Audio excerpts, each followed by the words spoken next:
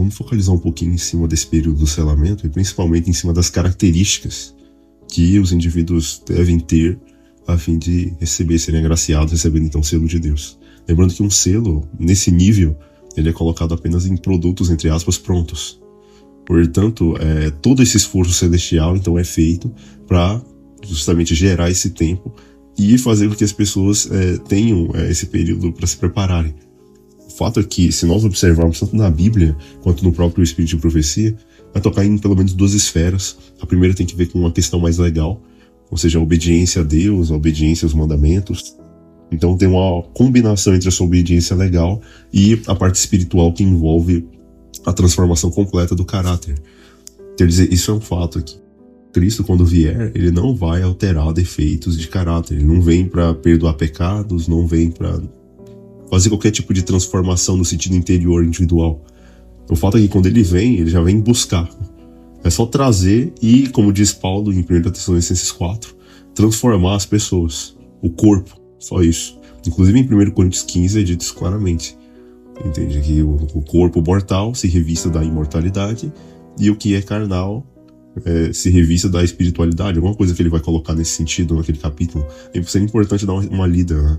1 Coríntios 15 e também essa questão de 1 Tessalonicenses 4 também vai ser bastante relevante, porque ali ele transforma o corpo, ele não vem transformar caracteres, tem que ver com o caráter da pessoa. Entende? Então isso aqui é muito importante dentro desse sentido.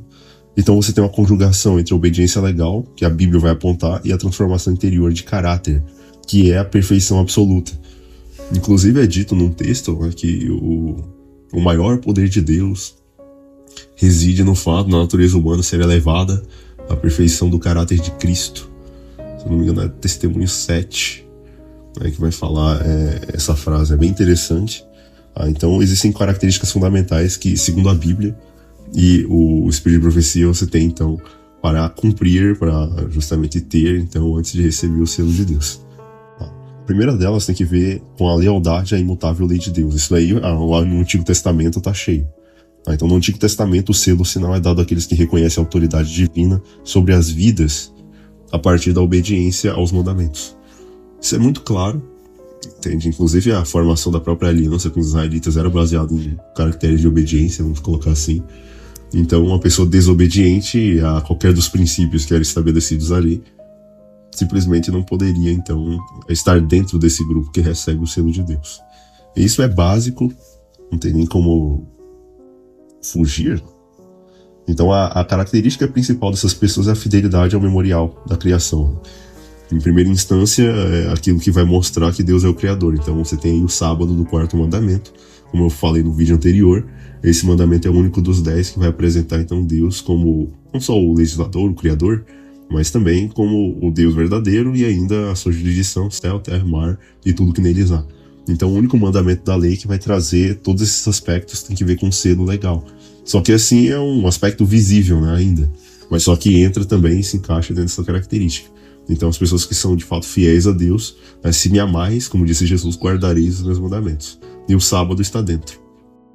Portanto, essas comunidades religiosas que pregam contra a observância do sábado, no sentido de santificação, elas estarão automaticamente levando os membros a estarem fora dessa primeira característica que é básica de acordo com o Antigo Testamento.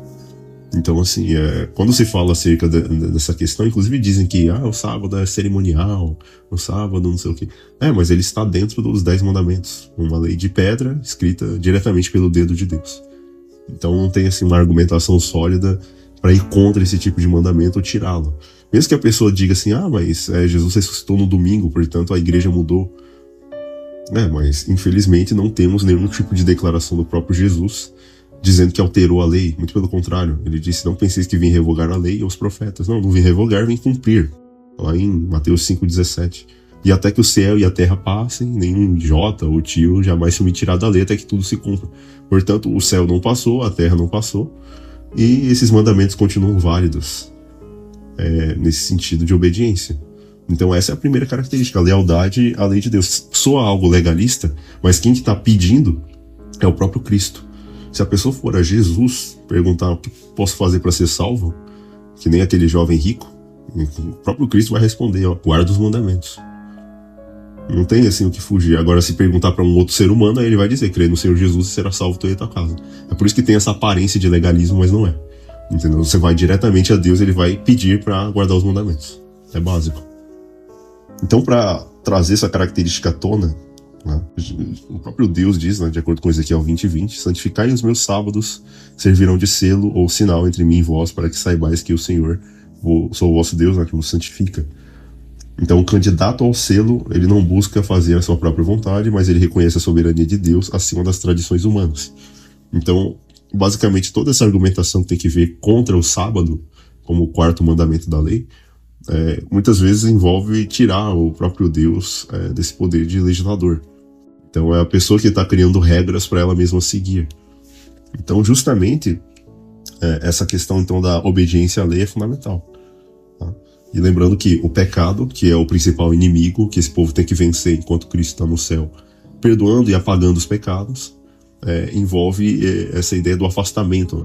O pecado causa separação entre nós e o nosso Deus, para que ele não nos ouça, não atenda as orações. Então, tem lá em Isaías 52 esse versículo, mas mostra claramente que o pecado ele não só faz separação, como a própria definição dele, de acordo com 1 João 3, verso 4, é a transgressão da lei.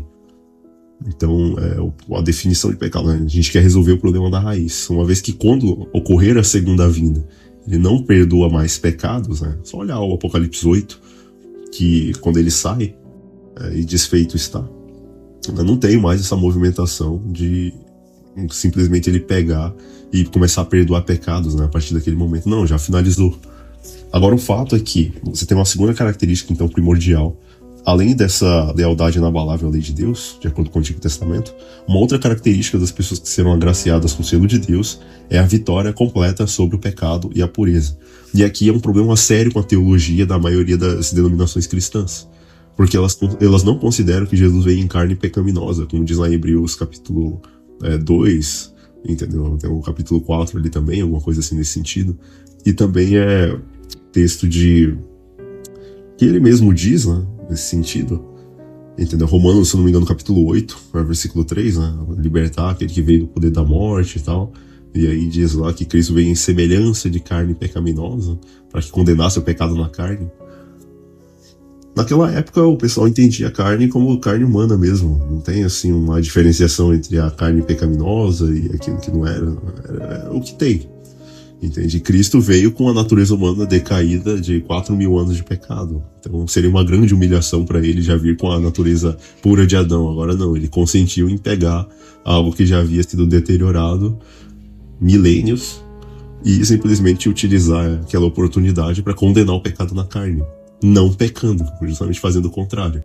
Através do poder de Deus e também da sua própria comunhão individual e trazendo as pessoas nesse sentido.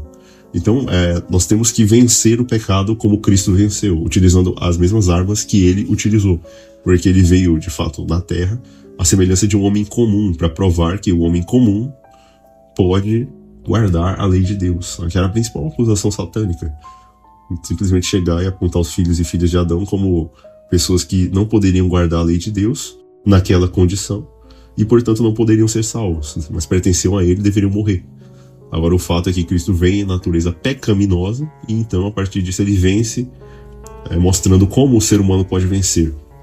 E é esse o fato que muitas denominações, infelizmente, não querem trazer. Para eles, é como se Jesus já tivesse pecado, simplesmente por vir em carne pecaminosa. Mas uma coisa não tem nada a ver com a outra. Pecado é a transgressão da lei, não é uma condição inerente. Uma criança, ela não nasce cometendo pecados. Já ela tem inclinações, tendências hereditárias, etc. Mas o fato é que Jesus ele provou que isso daí não é uma condição para impedir a pessoa de vencer os pecados, né? Uma vez que o poder de Deus se aperfeiçoa na fraqueza, né? Como diz Paulo. Então o fato é que Cristo ele mostrou esse caminho e a vitória completa sobre o pecado é fundamental. Isso daí está no Novo Testamento e também é algo básico, mas que por causa da teologia das igrejas fica impossível dos crentes considerar. Então eles vão acreditar que vão continuar pecando até Cristo voltar e vão sempre depender da justiça imputada dele, entende? Em cima do perdão dos pecados. Só que isso daí infelizmente não funciona, porque na prática de acordo com Hebreus 8, Hebreus 9, o próprio Hebreus 10 também, Cristo está no santuário. Não foi feito por mãos humanas. E atua e ministra como o ministro, de fato, do verdadeiro tabernáculo que o Senhor erigiu, não o homem. E ali o que ele faz? Ele está purificando o santuário, de acordo com Daniel 8,14. Então, as pessoas aqui na Terra, elas têm esse dever de procurar parar de pecar. É só ler lá, acho que 1 Coríntios 15, 34, alguma coisa assim, que Paulo fala que pro pessoal parar de pecar. Entendeu? A Bíblia mandando o pessoal parar de pecar. E eles acreditam que ainda continuarão nas práticas pecaminosas, eu digo pecados conhecidos, conscientemente, nesse sentido de não, a gente vai ser salvo desse jeito mesmo, até onde nós alcançamos, e não aquilo que é o limite, né, que é o Espírito que aperfeiçoa a pessoa ao ponto de atingir então a perfeição do caráter de Cristo. E a pessoa nem percebe, muito pelo contrário, ela se sente a mais pecadora que existe. O próprio Paulo é um exemplo disso, né? Dizer que ele era o principal pecador, mas quando ia ver a vida do cara, era praticamente perfeita. Entende? Aos olhos de quem está de fora e tanto aos olhos dos seres celestiais, que é o principal. Então é importante entender esse ponto da vitória absoluta sobre o pecado. De acordo com Apocalipse 7,14, esses selados eles têm um estado espiritual de perfeição absoluta e completa. Quer dizer, eles estão sem mácula porque eles lavaram suas vestes e as alvejaram no sangue do Cordeiro. Então esses são os que não seguiram ou não se contaminaram com mulheres, porque são virgens, e na sua boca não se achou engano, porque são irrepreensíveis diante do trono de Deus. Então, essa virgindade aqui, que é espiritual, envolve a fidelidade doutrinária. Eu, assim, particularmente, não acredito só nessa visão de que é algo simbólico nessa parte de ser virgem, mas existem outras vertentes nesse sentido. Não vale a pena descartar, assim, a princípio, mas a questão, então, da ausência do engano mostra um caráter, então, totalmente transformado pela verdade. E aí, o que Cristo vem fazer na vinda? Vem só transformar o corpo desses indivíduos, porque o seu caráter já está imaculado. Entende? Eles já lavaram suas vestes, já alvejaram, e as vestes simbolizam justamente essa questão do caráter. Então, eles se habilitaram, por meio do poder de Deus, a aceitar a justiça, não só a justiça imputada de Cristo, mas sua justiça comunicada, como a única cobertura. Tem até aquele texto que fala assim que é imputada a justiça pela qual somos justificados, aquela pela qual somos santificados é comunicada. A primeira é o nosso título para o céu e a segunda é a nossa adaptação para ele. Então a pessoa não vai chegar ao céu só com justiça imputada, porque isso daí é o título, mas só que você precisa da justiça apta para a santificação, que é a justiça comunicada, que é justamente a sua habilitação a viver. É como se eu pegasse uma pessoa pobre, assim, sem cultura, sem nada, e desse um título para ela entrar num palácio, entrar em algum ambiente assim de pessoas extremamente refinadas, só que não vai adiantar ela ir, porque não vai se adaptar. Entendeu? Ela tem o título, mas não adianta. Agora, a santificação é o que? Esse preparo. Aprender os hábitos, aprender que tipo de vestes usar, aprender a falar com uma pessoa refinada, aprender a simplesmente entender as coisas que aquele universo entende. E tudo isso aí seria então o processo de santificação dessa analogia, para ficar bem simples de entender.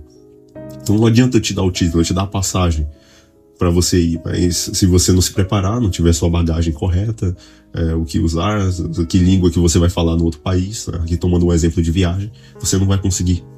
Entendeu? Então você tem que ter os dois, a justiça imputada para justificação, o seu título para o céu, mas também a justiça comunicada, que é a sua habilitação, a sua adaptação para justamente esse tipo de ambiente. Então é fundamental entender esses pontos, então não só a obediência, mas também a vitória completa então sobre o pecado. Outro ponto fundamental é a semelhança de Cristo no caráter. Então o selamento ele não é apenas um ato administrativo, mas envolve também o fechamento de um processo de santificação. Nenhum de nós jamais receberá o selo de Deus enquanto o caráter tiver uma nódoa ou mácula sequer. Cumpre-nos remediar os defeitos de caráter, purificar o templo da alma de toda contaminação. Testemunhos Seletos, volume 2, página 71. Outro detalhe também é que envolve a tristeza pelo pecado. Aqui a gente vai basear um pouco em Ezequiel 9. Os que foram selados naquele contexto eram aqueles que gemiam pelos seus pecados e pelos pecados do povo. Então lá vai estar claramente escrito que aqueles que recebem o selo suspiram e gemem por causa de todas as abominações que se cometem no meio dela. Ou seja, eles não são indiferentes ao pecado seu e nem é o pecado geral da nação. Então eles sentem dor pela condição espiritual do mundo e principalmente de si mesmos. Outro detalhe também é que o selo, ele envolve o firmamento completo na verdade. Então todos esses enganos que as igrejas propagam, de certa forma, não só os 144 mil, como aqueles que vão ser agraciados com o selo de Deus, eles têm que rejeitar os ensinos falsos e se firmar na verdade. É como se o selo fosse, nesse aspecto, um tipo de fixador. Então não vai só fixar o caráter perfeito, mas vai também fixar a consolidação completa na verdade, porque eles não têm engano na boca. Então, portanto, todas as mentiras, o vinho babilônico que essas igrejas filhas da Babilônia têm, tudo isso tem que ser deixado e abandonado. Entendeu? As heresias no tocante à lei de Deus, a própria ideia de vencer o pecado, entende? Todos os enganos, a imortalidade natural da alma. Então, enganos que muitas vezes são permeados, né, pelo mundo afora, e tudo isso tem que ser abandonado. E assim, várias áreas diferentes, porque eles não têm engano na boca e têm que estar consolidados completamente na verdade. Quer dizer, o selo é firmado na verdade, tanto intelectual como espiritualmente, de modo que não possam ser abalados. Quer dizer, justamente o fato de construir na rocha essa completude de terminar esse ato e, portanto, agora estar preparado para a tempestade absoluta, né? Porque vai ser o momento do mundo estar num nível de trevas mais elevado. Então, nesse momento, um pouquinho antes da grande tribulação, você tem esse tempo para preparar o caráter e preparar esses aspectos espirituais, remediar esses defeitos, né? E cada um sabe os seus. E aí, justamente nesse ato, se tornando um cooperador com Deus, você vai eliminando esses pecados, confessando e deixando, como está escrito na Bíblia. Entendeu? O livro de Provérbios lá vai dizer claramente que aquele que encobre as suas transgressões jamais prosperará, mas aquele que as confessa e deixa alcançará a misericórdia. Então é isso que Deus quer. E lembrando que lá no santuário do passado, no dia da expiação, fora do tabernáculo ali, eles tinham que ficar em jejum, tinham que parar de trabalhar e focalizar nos pecados deles, para ver se alguma falta tinham cometido, alguma coisa, um espírito de oração solene, porque se deveria então ter essa reverência, não só pelo dia, mas pelo que estava sendo feito, que era uma obra de juízo do sumo sacerdote, e ali aquele que não fosse achado naquele estado era eliminado do povo. Entende? Então, trazendo essa referência para os dias atuais, é o mesmo período, basicamente. Então, basicamente, a gente tem então essa questão de refletir, de ficar num espírito de contrição, de pensamento constante, para tentar modificar aquilo que ainda dá, né, dentro desse período. E, obviamente, com a força de Deus é possível remediar esses defeitos, confessá-los e abandoná-los. Então, todo esse esforço segue esse caminho, nesse sentido de preparar a pessoa para receber o selo de Deus. Então, assim, se a gente olhar a Bíblia do Antigo Testamento, a característica essencial vai ser cumprir toda a lei de Deus, no caso, inclusive, o 4º mandamento da lei, que fala acerca do sábado, tá? Colocar a vontade de Deus acima da conveniência social, porque o mundo e a marca da besta vão estar aí sendo recomendadas, que no caso vai ser o falso sábado, ou seja, a observância do domingo, conforme a Igreja Católica prega. E aí você tem no Novo Testamento a ideia de lavar as vestes no sangue, ou seja, a dependência total do sacrifício de Jesus e também confiar nos méritos dele, mas obviamente praticando as obras. Então é essencial. Lembrando que a salvação é pela graça, mas o juízo de Deus é pelas obras. E a perfeição de caráter, ou seja, ter a mente cheia da presença do Espírito Santo e levá-lo então a ter ações, né, que condigam então com a verdade. Então a pessoa vai ser levada pelo Espírito a não mais pecar contra Deus. E é isso que é interessante, porque se para de enviar esses pecados para o santuário, para ele ter que apagar. E aí ele pode concluir a obra e selar a pessoa, porque o produto já está pronto. A gente não quer mais pessoas pecadoras. Então, na medida em que eles param isso, agora é possível fixar isso. Entende? Não só o formato da chuva serôdia em si, mas também essa questão de levar a pessoa à perfeição do caráter de Cristo. Tá? E ainda a estabilidade na verdade, ou seja, rejeitar todos os ensinos das igrejas caídas pelo fato da pessoa profundamente ter estudado a Bíblia a ponto de não ser mais enganada. É por isso que eu não prego aqui para converter em igreja XYZ, porque não adianta. É um processo tanto individual e tão assim íntimo, né, de cada um, que o próprio Espírito vai levar as pessoas a pesquisar a verdade por si mesmos e eles mesmos vão chegar na sua conclusão. entendeu? Então, assim, que não é uma conclusão diferente uma da outra, mas são verdades que são, de fato, tão básicas ali para quem que estuda profundamente dessas profecias, ou então a própria Bíblia, que eles vão chegar a perceber isso, entendeu? Ou seja, é um espírito guiando em toda a verdade. Tá? E cada um em sua região vai chegar. Entende? A questão é ter as mesmas atitudes, que envolve essa ideia aqui justamente dessas características. Então a pessoa vai estar estudando, vai estar buscando, vai estar praticando, e cada luz que ela aceita, mais luz é dada.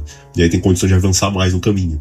Então agora se parar, aí justamente acaba ficando em trevas. Isso aqui é um fato que muitas vezes acontece.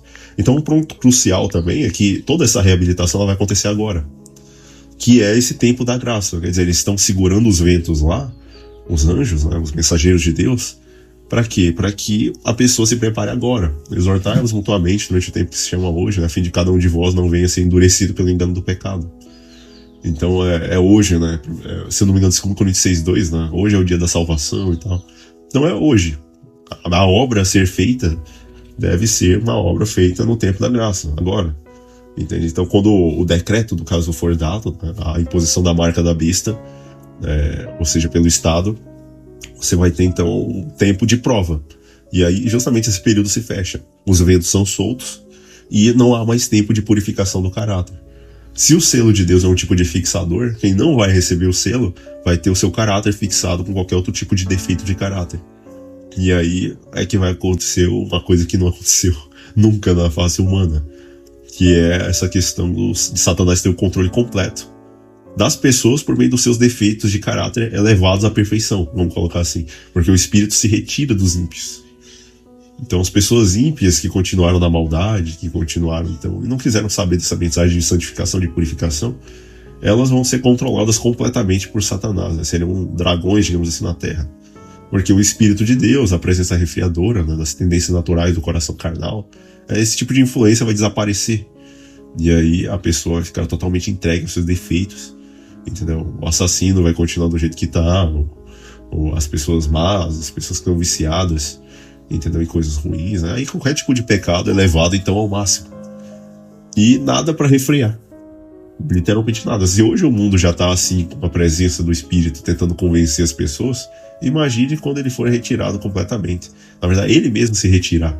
Ou melhor, ser expulso, né, pelas pessoas, porque é como se elas pecassem contra o Espírito Santo. Entende? Então não tem mais volta.